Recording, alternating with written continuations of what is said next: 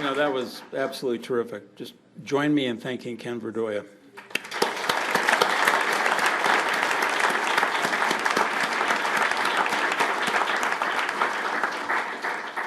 Judge Bill Thurman from the Bankruptcy Court wanted to be here tonight, but he couldn't be here tonight. He's out of town. So he's sent us a little video postcard about Judge Jenkins.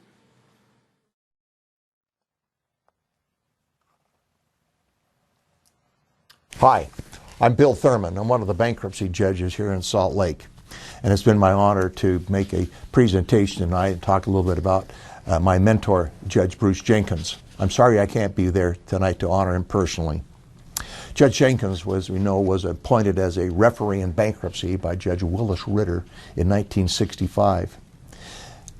Congress changed his title in 1974 to that of judge, and so he proceeded for the next 4 years as bankruptcy judge. He didn't change anything he was doing as a referee from being a judge because he was acting under the same law that had been enacted years before. And so my experiences tonight are that I had with him as a referee, then judge. We've all had experiences with him. Let me share just a couple of mine. I first became acquainted with Judge Jenkins in 1974 when I was assigned to work on a collection case. I'd been I'd been admitted to the bar probably 1 month before being assigned this case. I sent the letter of collection and nothing happened. I filed a lawsuit, nothing happened. And on the 19th day before I could take a default judgment, I got a call from Bill Fowler. Bill Fowler was the king of bankruptcies in the mid-70s and for many years thereafter. And he was telling me that I shouldn't take any action further against his client who had just filed the bankruptcy under the Bankruptcy Act, which was under then Roman numerals, Chapter 11. He told me that there was an automatic stay in place and I shouldn't take any further action. So I had to go do some research on what a stay was. And when I figured out it was sort of like an injunction, I took no further action.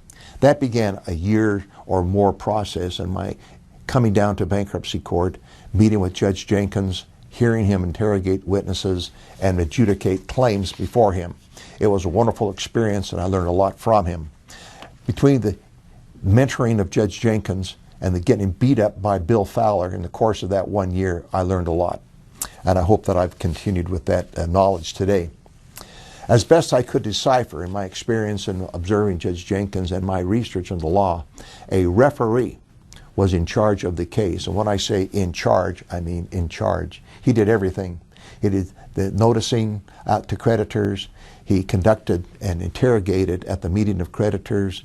He made adjudications on contested matters and in adversary proceedings. Then finally, he would issue the discharge if the debtor successfully negotiated the path of bankruptcy. And it was a lot.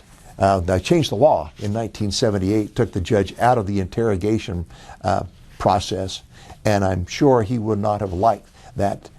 He would have complied with the law, but he would have missed the interrogation. That might give a suggestion why he may be a little more inquisitive now in some of the cases he handles as a district judge.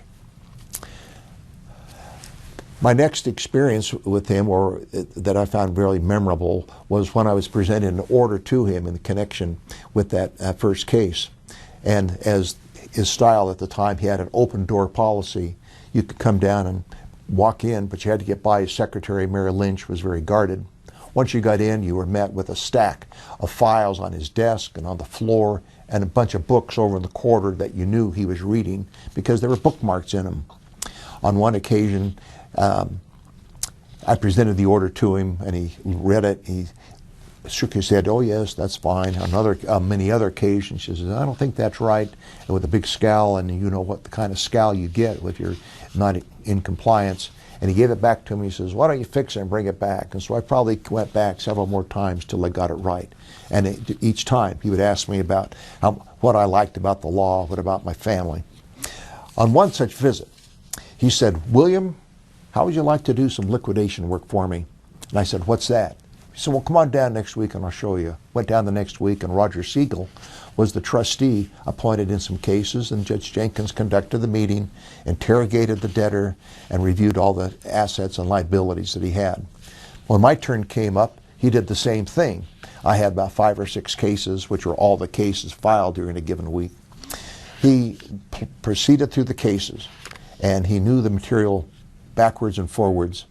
And in one particular instance, he noted one thing in the schedules, and he pointed to them. He said, "Mr. Thurman," or somebody, he might have even called me just Thurman, there's an avoidable transfer there. You ought to investigate it, bring it before me. I did. I had to research what an avoidable preference was, and I learned a lot from doing it, and miraculously, I won.